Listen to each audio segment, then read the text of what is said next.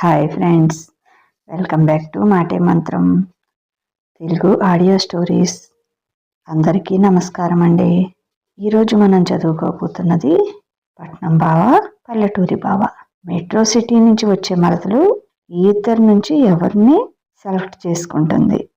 ఈ కథ కనుక మీకు నచ్చినట్లయితే తప్పనిసరిగా ఒక లైక్ ఇవ్వండి. అలాగే ఈ కథ పైన మీ అమూల్యమైన అభిప్రాయాన్ని ఓ చిన్న కామెంట్ రూపంలో తెలియచేయండి. మన మాటే మంత్రం ఛానల్ని సబ్స్క్రైబ్ చేసుకోండి, షేర్ చేయండి. ఇక కథలోకి వెళ్దామా? ఏంట్రా తమ్ముడు, అక్కల్ని చూడాలని ఉంది అని వచ్చానని చెప్పి చక్కగా మీ బావ నువ్వు షికార్లు కొట్టి వస్తున్నారుగా అన్నారు నవ్వుతూ. ఎంతైనా బావ కదక్క, మళ్ళీ ఎక్కడ ఫీల్ అవుతాడు అని ముందు ఆయనకే ఇంపార్టెంట్ ఇస్తున్నాను అన్నాడు నవ్వుతూ. ఊరికే అలా పొలం దాకా పోయి వస్తున్నామక్క అన్నాడు జగదీష్. అవునులేరా తమ్ముడు, మళ్ళీ బావగారు అలిగితే కష్టం కదా అంది జగదీశ్వరి. సర్లే, కాళ్ళు కడుక్కొని రండి, భోజనం చేతురు గాని అంది జయంతి. ఇప్పుడేగా వచ్చాం, కాస్త ఆగి తింటాంలే అని కాళ్ళు చేతులు కడుక్కొని వచ్చి చెరొక మంచానికి అడ్డం పడ్డారు. మా తమ్ముడి కంటే ఆలస్యంగా తినటం అలవాటు. నువ్వు పెందలాడే తింటావు కదా బావా, ఏంటి నువ్వు కూడా వద్దంటున్నావు అంది జయంతి. పొద్దున ఫుల్లుగా తిన్నా కదా జయమ్మ, అందుకే ఆకలిగా లేదు, కాస్త ఆగి తింటాలే అని కళ్ళు మూసుకొని పడుకున్నాడు అలసటగా.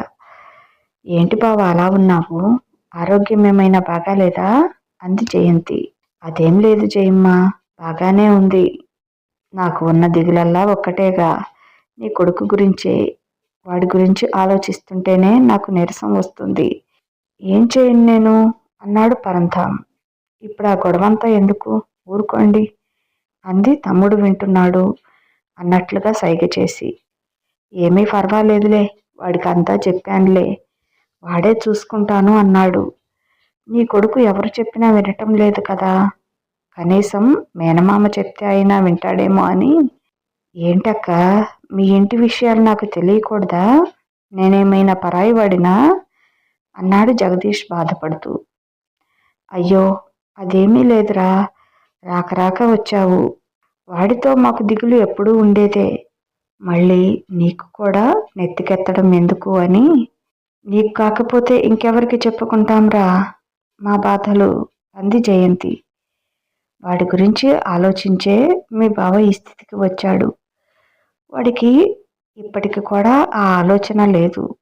నీకేం భయం లేదులే నాన్న, నేనున్నాను అనే భరోసా ఇస్తాడేమో అనుకుంటే అలాంటిదేమీ లేదురా.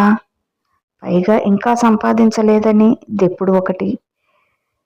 అసలు ఎందుకురా, చదువైపోగానే మంచి ఉద్యోగం వచ్చింది, వెళ్ళాడు కూడా. కొన్ని రోజులు ఉన్నాక ఎందుకు ఎక్కించుకున్నాడో తెలియదురా. నేనే సొంతంగా కంపెనీ పెడతాను, ఒకరి దగ్గర పని చేసేదేంటి అంటూ పొలమంతా అమ్మేసే వరకు నిద్రపోలేదు.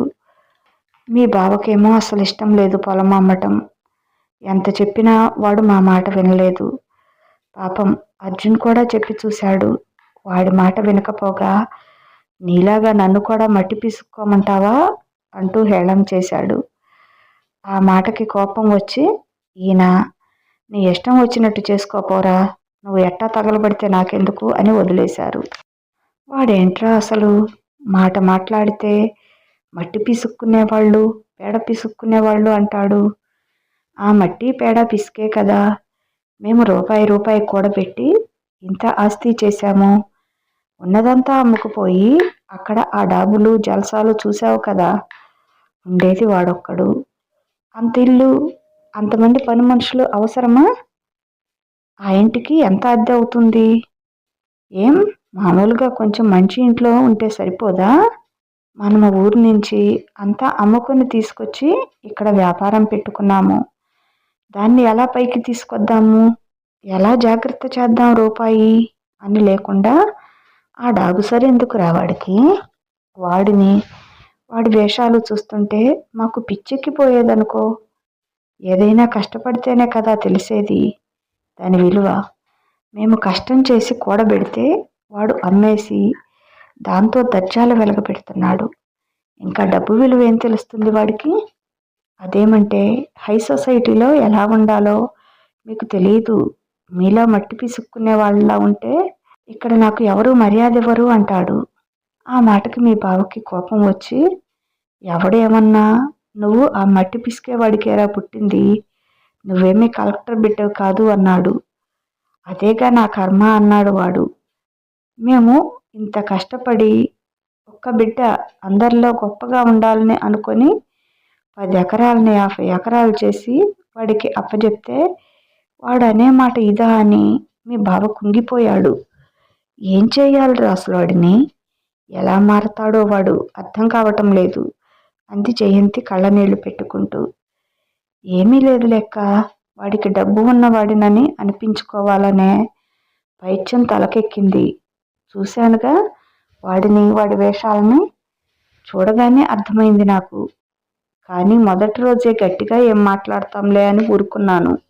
ఉన్నవాడిని అనిపించుకోవాలంటే ముందు సొంతంగా సంపాదించాలి. ఆ విషయం తెలియటం లేదు వాడికి. సరేలే, నేను తెలిసేట్టు చేస్తా. వాడిని నేనేదైనా గట్టిగా అన్నా కూడా మీరేమీ బాధపడకూడదు. మళ్ళీ మా కొడుకుని అన్నాడే అని అన్నాడు జగదీష్. అలా అనేవాళ్ళమైతే అసలు నీకు ఈ విషయమంతా ఎందుకు చెప్తాం జగదీష్ అన్నాడు పరంధాం. ఏదో ఒకటి గట్టిగా తలకెక్కేటట్లుగా చెప్పి వాడిని దారిలోకి తీసుకురారా అంది జగదీశ్వరి. వీళ్ళిద్దరికీ వాడితే దిగులు. అలా దిగులు పడే చిన్నబావ ఇంత దాకా తెచ్చుకున్నాడు పరిస్థితి అని చెప్పింది జగదీశ్వరి. సర్లే లేవండి, 1 గంట అవుతుంది, భోంచేద్దురు. చిన్నబావ తమ్ముడు చూసుకుంటానన్నాడుగా, ఇంక దిగులు పడకు, వాడు సరిచేస్తాడులే. నీ కొడుకుని ఎలాగైనా లైన్లోకి తీసుకొస్తాడు అని అందరినీ రమ్మని లోపలికి వెళ్ళింది. అక్క, అర్జున్ అండగా లేకపోతే మా పరిస్థితి ఏమయ్యేదో. దేవుడిలా ప్రతి కష్టంలో వాడే ఆదుకుంటున్నాడు. ఎంత రుణపడ్డామో వాడికి. ఈ మాట అంటే అస్సలు ఊరుకోడు వాడు. ఏం పిన్ని, నేను మాత్రం నీ కొడుకును కాదా? ఇంకోసారి ఇలా అన్నావంటే నేను అస్సలు నీతో మాట్లాడను అంటాడు అంది జయంతి కళ్ళు తుడుచుకుంటూ. ఆ మాట చురుక్కున తగిలింది జగదీష్కి. ఇంత చిన్న వయసులోనే ఎంత గొప్ప మనసు వాడిది. వాడి స్థానంలో తను ఉండి అక్కల మంచి చెడు చూసుకోవలసిన వాడు. నాకు అభికి పెద్దగా తేడా లేదేమో, ఒక అహంకారంలో తప్పించి. కాకపోతే భగవంతుడి దయ వల్ల తనకి అంత అహంకారం, అభిజాత్యం లేవు. ఊపిరి సల్పని పనులతో అందరినీ దూరం పెట్టానేమో తప్ప కావాలని మాత్రం కాదు అని తనకు తానే నచ్చ చెప్పుకున్నాడు. పెద్దక్కకి తను చేయవలసింది ఏమీ లేదు. అన్నీ చూసుకునే కొడుకు ఉన్నాడు. చిన్నక్క సమస్యనైనా తను తీరవాలి అనుకున్నాడు జగదీష్. అదే వాడికి ఎలా చెప్తే అర్థమవుతుంది అని ఆలోచిస్తూ లేచి షింక్లో చేయి కడుక్కొని వెళ్ళి డైనింగ్ టేబుల్ దగ్గర కూర్చున్నాడు. చాలా ఖరీదైన డైనింగ్ టేబుల్, అందమైన బౌల్స్లో రకరకాల వంటలు. అక్క, ఏంటి ఇవన్నీ? ఉదయం అంత వంట చేసి మళ్ళీ ఇవన్నీ చేశారా? ఎందుకక్క? అదే తినేసేవాడినిగా. నాకు తెలిస్తే చెయ్యొద్దు అని చెప్పేవాడిని అన్నాడు నొచ్చుకుంటూ. అదేముందిలేరా, ఎంత పని, రాక రాక వచ్చావు. ఆ మాత్రం నీకు ఇష్టమైనవి వండి పెట్టకపోతే ఎలా? నిన్న నువ్వు నోరు తెరిచి అడిగావు.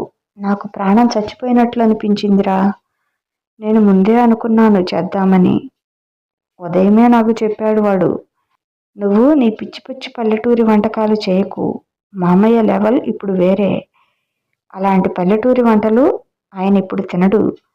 నువ్వు చేసావంటే బాగుండదు అని నాకు వార్నింగ్ ఇచ్చాడురా. పైగా వాడు ఆ వంట మనిషితో చెప్పాడంట నన్ను వంటగదిలోకి రానివ్వద్దు అని. నిన్న నువ్వు గుత్తి వంకాయ కూర, పాల తాలికలు చేయలేదక్క నా కోసం అని అంటుంటే వాడి మొహం మాడిపోయింది చూసావా? నాకైతే ఓవైపు బాధగా అనిపించినా ఓవైపున భలే సంతోషం అనిపించిందిరా. బుద్ధి ఉన్నవాడికైతే ఈ పాటికి నీ మాటల ప్రభావం కొంతైనా పనిచేసే ఉండాలి. ఏంట్రా, అప్పుడే అల్లుడిని తీర్చిదిద్దటం మొదలు పెట్టావా అంది జగదీశ్వరి నవ్వుతూ. అదేం లేదక్కా, నేను మామూలుగానే అన్నాను. అసలు వాడి విషయం నాకు పూర్తిగా తెలియదుగా. వాడి బిహేవియర్ని చూశాక కొంత అర్థమైంది. ఇప్పుడు అక్క వాళ్ళు చెప్తేనే పూర్తిగా అర్థమైంది. వాడేమీ చెడ్డవాడు కాదు. కాకపోతే నేను మాత్రమే గొప్ప అనిపించుకోవాలి అని అభిజాత్యం ఎక్కువగా ఉంది. అది కొంచెం తగ్గిస్తే సరిపోతుందిలే అన్నాడు. అదే మా వల్ల కావటం లేదు అని మా బాధ. మేమెవరిమైనా చెప్పబోయినా వాడికి లెక్క ఉండటం లేదు. వాడి దృష్టిలో మేమంతా పనికిరాని వాళ్ళం. నువ్వంటే కోట్లు సంపాదించావు కనుక గొప్పవాడి కింద లెక్కేస్తున్నాళ్లే నిన్ను అంది జగదీశ్వరి. అవునక్క, అలాగే చేశాడు నిన్న. ఏదో వాడి గొప్ప అంతా చూపించాలని వెధవడాంబికాలు చూపించాడు. తమ్ముడేమో వాటిని మొగ్గలోనే తుంచేశాడు. అప్పుడు చూడాలి వాడి మొహం. ఆముదం తాగినట్లు పెట్టాడు వెధవ. నాకైతే జాలేసింది అంది జయంతి నవ్వుతూ. ఏం చేశాడేంటే అంది జగదీశ్వరి. ఏముంది, వాడి పైత్యమంతా వీడి మీద రుద్దపోయాడు. ఆ పిచ్చి పిచ్చి వంటకాలన్నీ చేపించి పెట్టబోయాడు. అలాంటివి వాడు తినడురా అని చెప్పాను. నీకేం తెలుసు, మామయ్య ఇంకా నీ పల్లెటూరి తమ్ముడు అనుకున్నావా? ఎప్పుడూ గొప్ప గొప్ప వాళ్లతో కలిసి తిరుగుతాడు. వాళ్ళంతా ఇలాంటివే తింటారు అన్నాడు. వీడేమో నేను మీ అత్త ఇంట్లో వండినవే తింటాను తప్ప ఈ చెత్తంతా తిననురా అని చెప్పాడు. ఆ మాటకి వాడు నివ్వెరపోయి, అదేంటి మామయ్య, మీ ఇంట్లో పనివాళ్ళు లేరా? అత్తయ్య వంట చేస్తుందా అని అడిగాడు. ఇంతమంది పనివాళ్ళని పెట్టుకోవటానికి నేను నీ అంత గొప్పవాడిని కాదులేరా అన్నాడు. పెట్టినా మీ అత్తయ్య ఊరుకోదు. నిక్షేపంలాగా మీ అత్తయ్య ఇంట్లో పనంతా చేస్తుంది అని చెప్పాడు. అప్పుడు చూడాలే వాడి మొహం. నాకు నవ్వు వచ్చింది, జాలి వేసింది. పాపం పిచ్చి వెధవ అనిపించింది. ఇదిగో నువ్వు ఇలా అనుకుంటావనే నేను ముందే చెప్తున్నాను. నేనేమైనా అన్నాక మీరేమీ అనుకోవద్దు అని అన్నాడు జగదీష్. అవునక్క, అర్జున్ ఇప్పుడు భోజనానికి రాడా అన్నాడు. ఇప్పుడు ఎలా వస్తాడురా? ఆ వడ్లన్నీ కొట్లో వేసి కానీ రాడు. రాత్రి 10 దాటుతుందేమో. పిచ్చి వెధవ, ఒకటే చాకిరి. వాడికి విశ్రాంతే లేకుండా పోతుంది. మీ బావ చనిపోయాడు. ఆ రోజు నుంచి ఏకబిగిన పట్టుమని 5-6 గంటలు నిద్రపోయి ఉండడు. కొట్టు చాకరీ చేస్తున్నాడురా నా బిడ్డ ఈ కుటుంబం కోసం అని కళ్ళు ఒత్తుకుంది జగదీశ్వరి. అవునరా, పాపం అందరి బాధ్యతలు మీద వేసుకుంటాడు. ఇంట్లో వాళ్ళవే కాదు, ఊర్లో వాళ్ళవి కూడా. ఎవరైనా సరే మాకు కష్టం వచ్చింది అని చెప్పారంటే సరే, నేనున్నాను మీకు అని వాళ్లకు తోడుగా నిలబడతాడు. వాళ్ళ సమస్య తీరేదాకా వాడి పనులన్నీ చూసుకుంటూ కూడా వాళ్ళ వెంటే నిలబడతాడు. వాడిని చూస్తుంటే గర్వంగా ఉంటుందిరా మాకు అంది జయంతి తల ఊపి. ఇన్ని వంటలు ఒక్కరోజే ఎందుకక్క చేయటం? రేపు కొన్ని చేయొచ్చుగా. వదలాలంటే ప్రాణం ఒప్పటం లేదు, తినాలంటే పొట్ట పట్టడం లేదు. ఏం చేయాలి అన్నాడు. రేపు చేసేవి రేపు చేస్తాంలే, ఈరోజు ఇవన్నీ తినాల్సిందే అని కొసరి కొసరి వడ్డించసాగారు అక్కలిద్దరూ. అక్కలు ఎక్కడ బాధపడతారో అని చేసినవన్నీ కొంచెం కొంచెం పెట్టించుకొని తిన్నాడు, ఏవీ వదలకుండా. పరంధాంకి మాత్రం ఆయిల్ ఫుడ్, స్వీట్స్ పెట్టకుండా మిగిలినవి పెట్టింది జయంతి. ఏం బతుకో, ఎదురుగా అన్నీ కనపడుతున్నా ఏమీ తినలేను, ఏం చేస్తాం అనుకుంటూ పెట్టినవే తినసాగాడు. ఇల్లు చాలా బాగా కట్టారక్క అన్నాడు జగదీష్. అవునరా, వాడికి ఇష్టమైనట్లు వాడే దగ్గరుండి కట్టించుకున్నాడు. ఈ ఇంటికి అన్నీ ఎక్కడెక్కడి నుంచో తెప్పించాడురా. అవన్నీ నాకు తెలియదు కానీ నీకు నచ్చిందా తమ్ముడు? బాగుందా ఇల్లు అంది. చాలా బాగుందక్క, మా ఇంటి కంటే కూడా చాలా బాగుంది. నాకు చాలా బాగా నచ్చింది అన్నాడు జగదీష్. కింద పెద్ద హాలు, దాని పక్కనే డ్రాయింగ్ రూమ్, విశాలమైన కిచెన్, దాన్ని ఆనుకొని డైనింగ్ హాల్, 3 బెడ్రూమ్లు వచ్చాయి. కింద మేము పెద్దవాళ్ళం అవుతున్నాము, పైకెక్కలేమని చిన్నక్కకి ఒక రూమ్, నాకు ఒక రూమ్ కింద కట్టించాడురా. ఇంకొక రూమ్ కూడా ఎక్స్ట్రా వచ్చింది. పైన వాళ్ళ ముగ్గురికి 3 రూమ్లు, అభికి ఒక రూమ్, మీకు ఒక రూమ్ కాక ఇంకొక గెస్ట్ రూమ్ వచ్చిందిరా. అన్ని రూమ్స్ విశాలంగా పెట్టించాడు.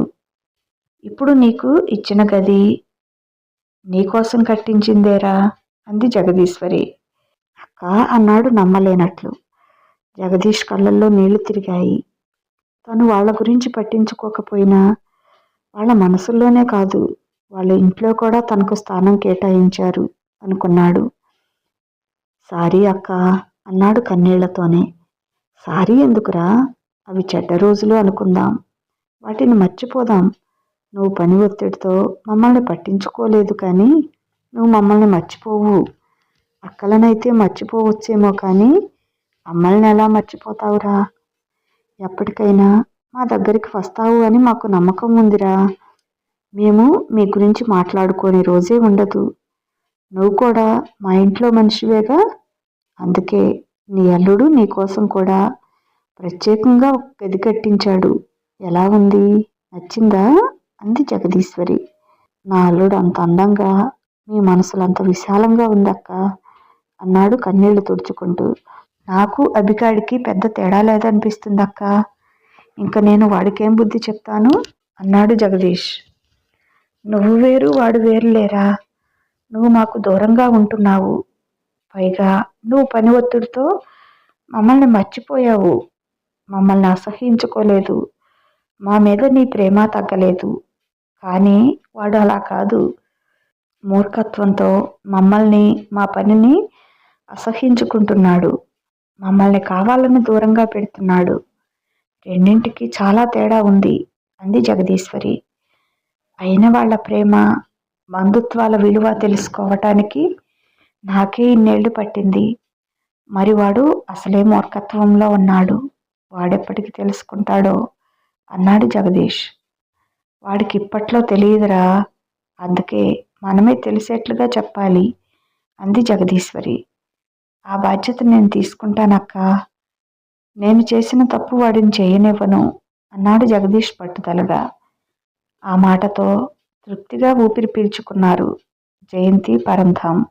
అక్కలతో 3 రోజులు హ్యాపీగా గడిపి కావలసినంత సంతోషాన్ని మూట కట్టుకొని వెళ్ళాడు జగదీష్. ఇదండి కథ. ఎలా ఉంది? ఏంటోనండి, ఈ స్టోరీ ఏమంటా మొదలు పెట్టానో కానీ ఎంత ఇంట్రెస్ట్గా మొదలు పెట్టానో రోజు అలా డ్రాప్ అవుతానే ఉంది. దాని వ్యూస్ కూడా అలానే ఉన్నాయి, ఏడ్చినట్లుగా. చదివిన ప్రతి ఒక్కరూ బాగుందని కామెంట్ పెడుతున్నారు తప్ప కొత్త వాళ్ళు చదవటం లేదు. పాత వ్యూవర్స్ కూడా చాలామంది చదవటం లేదు. నాకు చాలా బాధగా అనిపిస్తుంది. పైగా దీనికి రోజు గండాలన్నట్లుగా అయింది. ఏదో ఒక అడ్డం వస్తూనే ఉంది. ఉదయం పెడదామనుకుంటే వేరే పని ఉండటంతో ఈరోజు సాయంత్రం అయింది. సరేనండి, ఈ కథ మీకు నచ్చితే ఓ చిన్న లైక్ ఇవ్వండి, కామెంట్ పెట్టండి, సబ్స్క్రైబ్ చేసుకోండి, షేర్ చేయండి. ఇక ఉంటాను. బాయ్. మీ లక్ష్మీ కాంట.